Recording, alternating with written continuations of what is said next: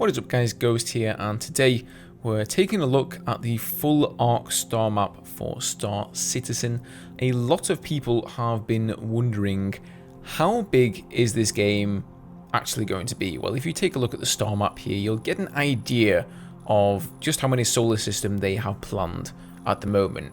Of course, at the moment we only have the actual Stanton system in game, which is over here. So if we go and take a look in there, we can see the planets we're used to here. We've got ArkCorp over there, Hurston, Crusader, and this point here is actually one of the jump points that they're eventually going to put in the game, and Stanton is going to connect to two different solar systems. One of them is called Pyro, and one of them is called Terra.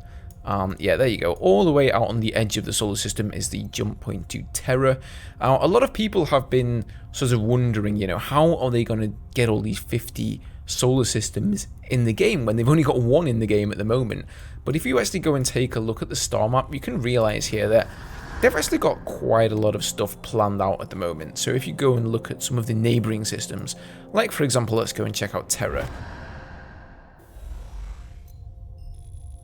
So you can see they've already put quite a lot of things into Terra and mapped out where everything is going to be. Here we have a planet called Gen, and it looks distinctly like the Earth, actually. Pretty similar. It's got a lot of water. In fact, I would say it's maybe... yeah, I would say landmass to water ratio is probably something similar to the Earth. And they've even got space stations and stuff around there that they've got planned to have. There's a couple around the planet of Terra, of course. That's another Earth-like planet. And it's just really interesting, guys, to come on here. You can get here through the website, basically on the RSI website. So I'll go and leave a direct link to the star map if you guys want to check out the system and sort of everything that's planned. But let's go zoom out a second here and check out the differences between some of these systems. So the round blue circles are systems that are controlled by the UEE. So those are essentially safe systems. These ones here that are orange and sort of have a circle going around a planet, those are basically unclaimed systems. So since we start in Stanton, it makes sense then that the next systems we are going to have access to are the ones we can jump to from Stanton. Let me just go and change this to 2D quickly here. It makes navigation a little bit simpler. So yeah, we've got Stanton there. We're going to be able to go to Terra. So, of course, Terra is going to be a safe system. It's controlled by the UEE. But we're also going to be able to go to this system here called Pyro. And as you'll notice, all these planets are just called Pyro 1, 2, and 3. They haven't been named because this place hasn't been colonized or anything like that.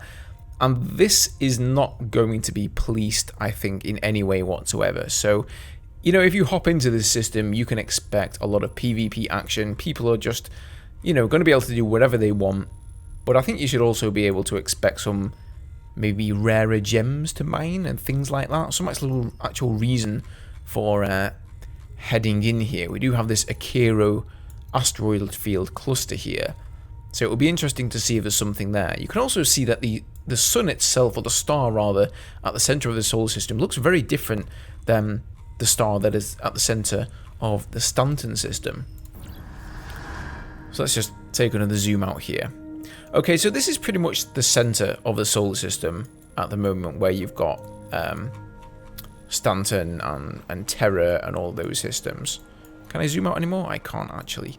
But we also have some systems that are controlled by some of the alien races. So the Vandal, the Xi'an, and the Banu as well. If you start to go sort of to the west here, you'll notice that a lot of these outlying systems are controlled by the Vandal down here. That's what the red symbol signifies. I'd say that's probably the second most amount of populated solar systems after the UEE. And then you've got all these orange unclaimed systems and a bunch of systems that are controlled by the UEE. There are a few Banu controlled ones here, which is the yellow symbol, and then the green symbol, that is the Xi'an alien race.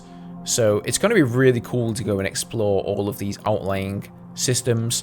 And in fact, if you click on the jump tunnels down here, you're actually able to see how all of the solar systems connect here, which just looks super cool, man. Basically, at the moment, I've got small jump tunnels connected, so I think depending on the size of your spaceship, that will depend on what sort of size of jump tunnel you actually need.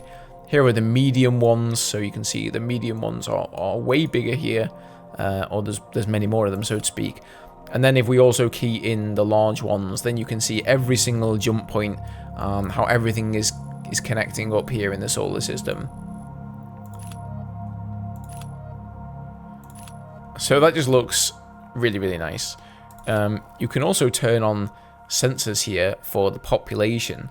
So as you can see, most of the system that's controlled by the UEE will have a pretty healthy population, and more of the outlying systems here start to have a very small population. So in fact, all the ones that are controlled by the Vandal seem to have a pretty sparse population. You can even check this for the economy. And of course, eventually, I believe this is the star map that's going to be in-game. If you hop into your star map in-game right now, all you see is Stanton. You can't zoom out anymore. That's all that is on offer. So, you know, to be able to see how the final star map is actually going to look in the game, once it's ported in there and everything is keyed in, it's going to be just so cool, man. I can't wait for this. You've also got sensors for threat here. So... This is quite funny.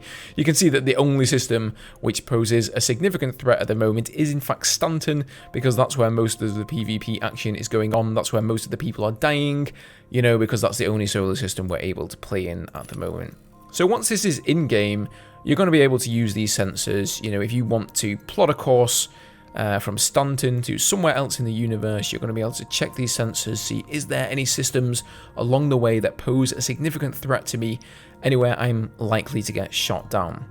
So another awesome feature that they've put in here as well is that the route system is totally working in here. So once they port that over to the game, you're going to be able to map your route from one solar system to another. So let's type in Stanton down here, and we basically get a ton of locations within Stanton. The Stanton star, all of the planets and space stations and whatnot. Let's just click Stanton, and let's go and find something pretty far away. Maybe this solar system here called Elysium on the western edge. Let's go and Google that. Of course, you could put a specific destination within there, one of the planets, but let's just do the actual solar system. Here you can select whether you're piloting a small, medium, or large ship. So let's just go with small and click calculate. And it gives you a number of route options, just like a GPS would in your car, I guess. I don't know why it gives me two route options here, because they seem to be exactly the same. But if we put view route, it then shows you exactly where you've got to go. So this is showing the first step is basically to take the jump point from Stanton to Pyro. Then we can go on to the second point here, which takes us from this solar system here, Kano, and then we're going to be going through Davian, and then it looks like from there we're going to another system called Ferron. And it's just quite interesting to come to the star map and just put in random routes and see what solar system it's going to take you through, you know. And I'm actually quite surprised, you know, even if we go all the way over to Elysium here, even though this is one of the solar systems right on the edge of the galaxy at the moment, it's been mapped out a decent amount. This is in fact Idris. Sorry, my bad. Elysium is... How do we get there? I think this is the end of the actual route showing here, so let's just zoom out here. And we'll probably be able to find Elysium close by to Idris. Yeah, there's Elysium.